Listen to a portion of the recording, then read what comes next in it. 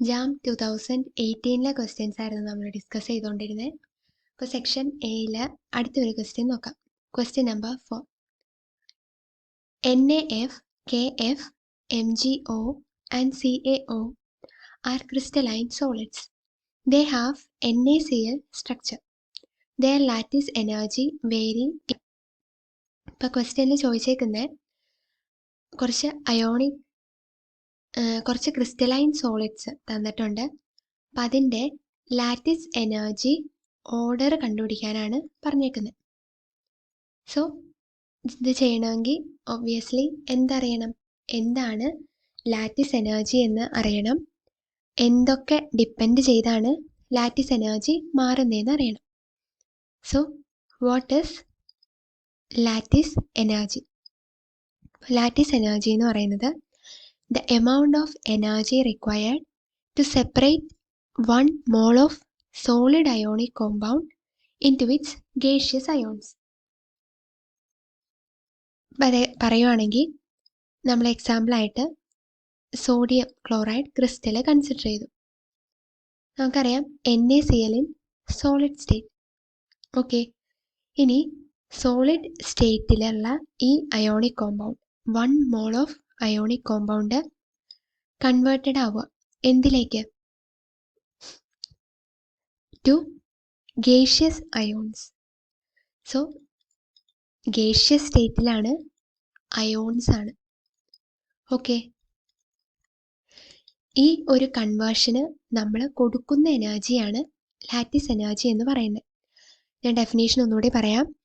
Lattice energy is the amount of energy required to separate 1 mole of solid ionic compound into its gaseous ions. Okay, ഇനി രണ്ടാമത് അറിയേണ്ട കാര്യം factors affecting lattice energy. Factors affecting lattice energy. Lattice energy ഒന്ന് size of of ions. രണ്ട് charge of ions. Okay, ഇനി നമ്മൾ ഒരു കാര്യം കാണാതെ മനപ്പാഠം പഠിച്ചു വെക്കരുത്, എല്ലാം മനസ്സിലാക്കി പഠിച്ചു വെക്കണം. ഓക്കെ, അപ്പം ഞാൻ പറയുവാണ് lattice energy is inversely proportional to size and lattice energy is directly proportional to charge of ions. അപ്പം ഇങ്ങനെ ഞാൻ എഴുതി. ഇതിന് റീസൺ എന്താണെന്ന് നമ്മൾ ആദ്യം മനസ്സിലാക്കും. എന്നിട്ട് ആ റീസൺ വെച്ചിട്ട് ഈ റിലേഷൻ നമ്മൾ തന്നെ ഓർത്തെടുക്കും. ഓക്കെ, അപ്പം നമ്മൾ പറഞ്ഞു ലാറ്റിസ് എനർജി എന്ന് പറയുന്നത് 1 mole of ionic compound gaseous അയോൺസിലേക്ക് കൺവേർട്ട് ചെയ്യാൻ നമ്മൾ പ്രൊവൈഡ് ചെയ്യുന്ന എനർജിയാണ്. സോ ഒബ്വിയസ്ലി അയോൺസിൻ്റെ ചാർജ് കൂടുതലാണെങ്കിൽ എന്താ സംഭവിക്കുക? ഇപ്പോൾ ഉദാഹരണം പറയുകയാണെങ്കിൽ Ca2+ഉം O2-ഉം. ഇവിടെ അയോൺസിൻ്റെ ചാർജ് കൂടുതലാണല്ലേ when compare to NaF, Na+ and F-. നോക്കിക്കേ, ഫസ്റ്റ് കേസിൽ അയോൺസിൻ്റെ ചാർജ് 2 ആണ്, 2+, 2-. സെക്കൻഡ് കേസിൽ അയോൺസിൻ്റെ ചാർജ് Na+, F-, 1 ആണ്. സോ നമുക്ക് എന്ത് പറയാം? ചാർജ് കൂടുതലാണെങ്കിൽ ആറ്റംസ് തമ്മിലുള്ള ഇൻട്രാക്ഷൻ കൂടുതലായിരിക്കില്ലേ? സോ അങ്ങനെ ഇൻട്രാക്ഷൻ കൂടുതലാണെങ്കിൽ അവ തമ്മിൽ ബ്രേക്ക് ചെയ്യാൻ വേണ്ടിയിട്ട് നമ്മൾ ഒരുപാട് എനർജി കൊടുക്കേണ്ടി വരും. Okay, so lattice energy is directly proportional to charge. When charge increases lattice energy also increases. ഇനി സൈസ്. ഓക്കെ, ലെറ്റ്സ് സേ Ca2+ഉം Mg2+ഉം നമ്മുടെ ക്വസ്റ്റ്യനിൽ വരുന്നത് തന്നെ. ഇത് രണ്ടും കമ്പയർ ചെയ്ത് നോക്കിക്കേ, ആർക്കാ സൈസ് കൂടുതൽ? നമുക്കറിയാം ഇത് സെക്കൻഡ് ഗ്രൂപ്പ് എലമെൻ്റ് ആണല്ലേ. സോ Mg2+ ആണ് മുകളിൽ അല്ലേ. Magnesium, calcium, strontium, barium. So ഇതിൽ ആർക്കാണ് സൈസ് കൂടുതൽ, ആർക്കാണ് കുറവ്? കാൽഷ്യം 2+-നായിരിക്കൂലേ സൈസ് കൂടുതൽ, ഇതിന് സൈസ് കുറവായിരിക്കും. സോ നമുക്ക് എന്ത് പറയാം? സൈസ് കുറവാണെങ്കിൽ ആറ്റംസ് തമ്മിലുള്ള ഇൻട്രാക്ഷൻ കൂടുതലായിരിക്കില്ലേ? കാരണം ഇപ്പം ഇതൊരു ചെറിയ ആറ്റം, ഇവിടെ ന്യൂക്ലിയസ്, ഇവിടെ ഇലക്ട്രോൺസ്. ഇത് ഒരു വലിയ ആറ്റം, ഇവിടെ ഇലക്ട്രോൺസ് ഡിസ്ട്രിബ്യൂട്ട് ചെയ്താണ് ഓർബിറ്റലിൽ. ഞാൻ ഡോട്ട് ഇടുന്ന സ്ഥലം മാറിപ്പോണു. ഓക്കെ, അപ്പം ആറ്റംസ് ചെറുതാണെങ്കിൽ ന്യൂക്ലിയൈ തമ്മിലുള്ള, ഇപ്പോൾ ഈ രണ്ട് ആറ്റംസ് തമ്മിലാണ് ഇൻട്രാക്ഷൻ എന്ന് വിചാരിക്കുക. ഈ രണ്ട് വലിയ ആറ്റംസ് തമ്മിലാണ് ഇൻട്രാക്ഷൻ എന്ന് വിചാരിക്കുക. ഇതിൽ ആര് തമ്മിലുള്ള ഇൻട്രാക്ഷൻ ആയിരിക്കും കൂടുതൽ? ഓബ്വിയസ്ലി ഇത് തമ്മിലുള്ളതാണ്. കാരണം എന്താ? അവർ തമ്മിൽ വളരെ ചെറിയ സൈസാണ്. ഈ രണ്ട് ന്യൂക്ലിയസിന് ഈസിലി ഇൻട്രാക്ട് ചെയ്യാം. നേരെ മറിച്ച് ഇത് നോക്കിക്കേ, ഈ ന്യൂക്ലിയസ് തന്നെ വലിയ ഡിസ്റ്റൻസിലാണ്. സോ ഇവർ തമ്മിലുള്ള ഇൻട്രാക്ഷൻ കുറവായിരിക്കും. സോ ഈ കേസിൽ ഇൻട്രാക്ഷൻ കൂടുതലായതുകൊണ്ട് നമ്മൾ കുറേ എനർജി കൊടുക്കണം അവരെ സെപ്പറേറ്റ് ചെയ്യാൻ. സോ നമുക്ക് പറയാം ലാറ്റിസ് എനർജി കൂടുതലായിരിക്കും. Therefore, lattice energy inversely proportional to size. Size കൂടുമ്പോൾ ലാറ്റിസ് എനർജി കുറയും, സൈസ് കുറയുമ്പോൾ ലാറ്റിസ് എനർജി കൂടും. ചാർജിൻ്റെ കേസിലോ, ചാർജ് കൂടുമ്പോൾ ഇൻട്രാക്ഷൻ കൂടും, നമ്മൾ കൊടുക്കുന്ന എനർജി കൂടും, ലാറ്റിസ് എനർജി കൂടും. ഓക്കെ, അപ്പോൾ ഈ ഒരു ഐഡിയയാണ് നമ്മൾ ഈ ഒരു ക്വസ്റ്റ്യൻ ചെയ്യാൻ യൂസ് ചെയ്യുന്നത്. അപ്പം ക്വസ്റ്റ്യനിൽ കുറേ കാര്യങ്ങൾ പറഞ്ഞു. നിങ്ങൾ ജസ്റ്റ് വീഡിയോ ഒന്ന് പോസ് ചെയ്തിട്ട് തന്നെ ചെയ്ത് നോക്കാൻ പറ്റുന്നുണ്ടോ എന്ന് നോക്കുക. ഓക്കെ,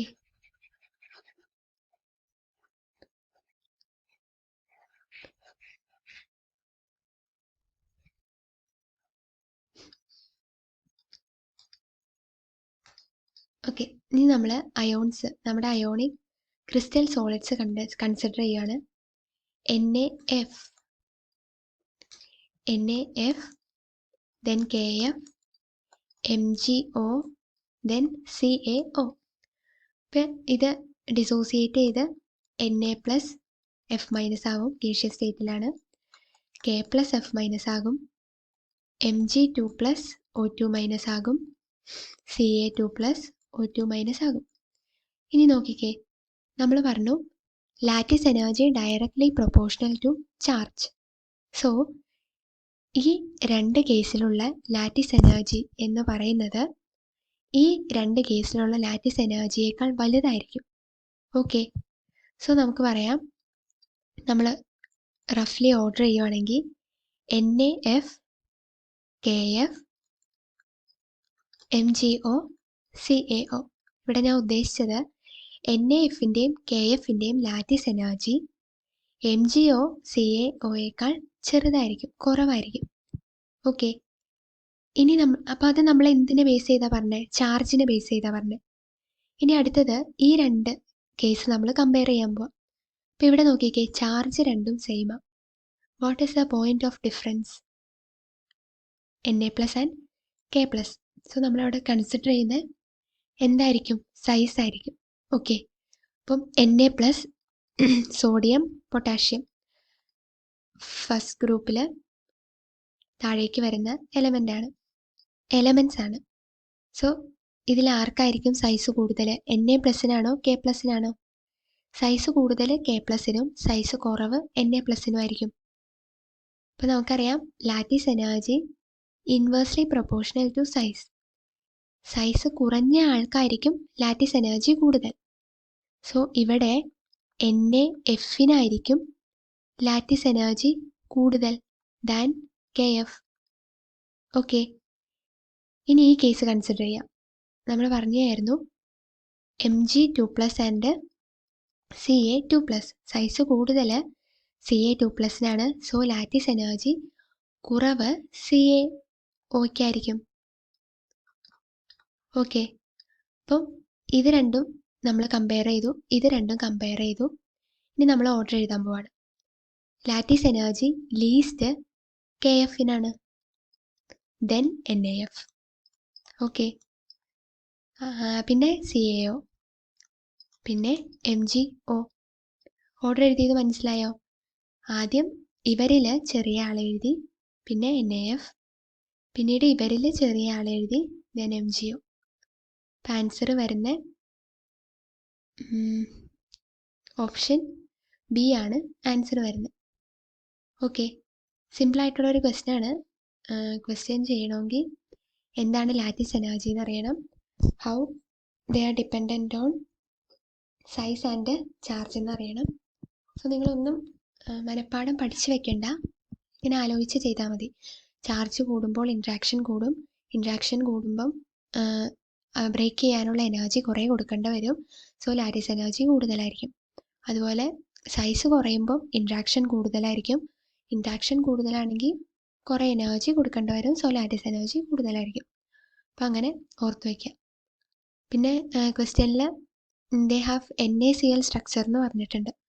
അത് ഈ ഒരു ക്വസ്റ്റ്യൻ ചെയ്യാൻ നമുക്ക് ആവശ്യമുള്ളതായിട്ട് എനിക്ക് തോന്നുന്നില്ല. ഞാനിപ്പോൾ ഈ ഒരു മെത്തേഡിലാണ് ആൻസർ കണ്ടുപിടിച്ചത്. സോ അത്രയേ ഉള്ളൂ. എളുപ്പമുള്ളൊരു ക്വസ്റ്റ്യനാണ്.